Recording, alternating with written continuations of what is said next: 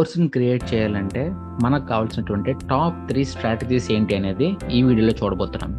So my dear friends, మనం ఎప్పుడైనా సరే కానీ ట్రైనర్స్ కానీ, కోచెస్ కానీ, టీచర్స్ కానీ, ఎక్స్పర్ట్స్ కానీ, ఎవరైనా సరే కానీ, ఎటువంటి స్కిల్ అయినా సరే కానీ ఒక కోర్సులా క్రియేట్ చేసే ముందు మనందరం ఖచ్చితంగా ఫాలో అవ్వాల్సినటువంటి స్ట్రాటజీస్ అయితే కొన్ని ఉంటాయి. అందులోనూ సమ్వాట్ కొంత ఎక్స్పీరియన్స్ ఉండి ఏమైనా ఇబ్బంది పడే వాళ్ళకి మాత్రం ఒక క్లియర్ కట్ ఐడియా రావడం కోసం ఫస్ట్ థింగ్, మనం ఎప్పుడైనా సరే కానీ మన కోర్స్ని క్రియేట్ చేసేటప్పుడు మనకు కావాల్సినటువంటి ఫస్ట్ ఎవర్ థింగ్ ఏంటి అంటే the result idea. Results idea అంటే ఇది వేరే ఏమనుకోకర్లేదండి.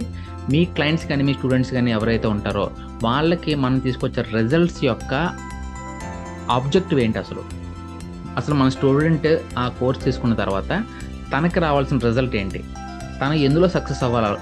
అలాంటి కోర్సు మనం క్రియేట్ చేయడానికి first of all we have to have an idea, clear cut idea అనేది మనకు ఉండాలన్నమాట. సో ఆ ఐడియాని బేస్ చేసుకుని మనం మన స్టూడెంట్స్ని గ్యాదర్ చేసిన తర్వాత అప్పుడు మనం దానికి ఒక అవుట్లైన్ అనే దాన్ని క్రియేట్ చేస్తాం. అంటే మనం డిజైన్ చేసిన కోర్స్ అందరికీ కూడాను ఒక అవుట్లైన్ లాంటిది డిజైన్ చేయగలుగుతాం. ఈ అవుట్లైన్ వచ్చిన తర్వాత అంటే మన స్టూడెంట్కి ఏం కావాలో మనకు తెలిసింది. దానికోసం యాజ్ ఎ ఫ్యాకల్టీ అంటే ఒక కోచ్ కానీ, ట్రైనర్ కానీ, టీచర్ కానీ, ఎనీ కైండ్ ఆఫ్ ఎక్స్పర్ట్ కానీ, లేదు అంటే ఒక దగ్గర నుంచి తీసుకున్న నాలెడ్జ్ని ఒక ప్రాపర్ వేలో నేర్చుకుంటూ తనని ఎవరికైనా షేర్ చేసుకునే వాళ్ళు కానీ ఎవరైనా సరే కావచ్చు. సో మీ స్టూడెంట్కి మీరు కావాల్సిన అవుట్లైన్ని మీరు తయారు చేయగలగాలి.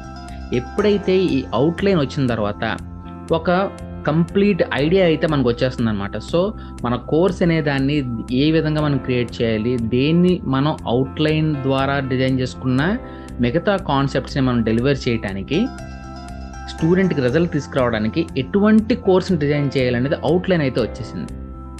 సో ఈ అవుట్లైన్ని బేస్ చేసుకొని ఇప్పుడు మనం చేయాల్సింది ఏంటంటే కరిక్యులం డిజైనింగ్. సో స్టెప్ వైజ్గా ఇప్పుడు మనం తీసుకోవాల్సిన స్టెప్స్ ఏంటి, ఎక్కడ ఉన్న స్టూడెంట్ని అయినా సరే కానీ అల్టిమేట్గా తీసుకెళ్ళవలసిన రిజల్ట్ గోల్ ఏదైతే ఉందో, ఆ ఆబ్జెక్టివ్ ఏదైతే ఉందో అక్కడ వరకు తీసుకుని వెళ్ళడానికి మనకు కావాల్సిన స్టెప్స్ వైజ్గా చేయాల్సినటువంటి ఈ కరిక్యులం డిజైనింగ్ అంటే ఎంటైర్ కోర్స్ మనం ఎలా డిజైన్ చేయాలి అనేది అన్నప్పుడు మనం డిజైన్ చేసుకోవాలి. సో దీని తర్వాత నెక్స్ట్ ప్రాసెస్లో వీడియో మేకింగ్స్ కానీ, వీడియోస్ తీసిన తర్వాత దాన్ని ఒక ఇంటరాక్టివ్ వేలో మనం చేయగలిగితే అప్పుడు ఆటోమేటిక్గా స్టూడెంట్ అనేవాళ్ళు రిజల్ట్ అయితే తీసుకొని రాగలుగుతారు.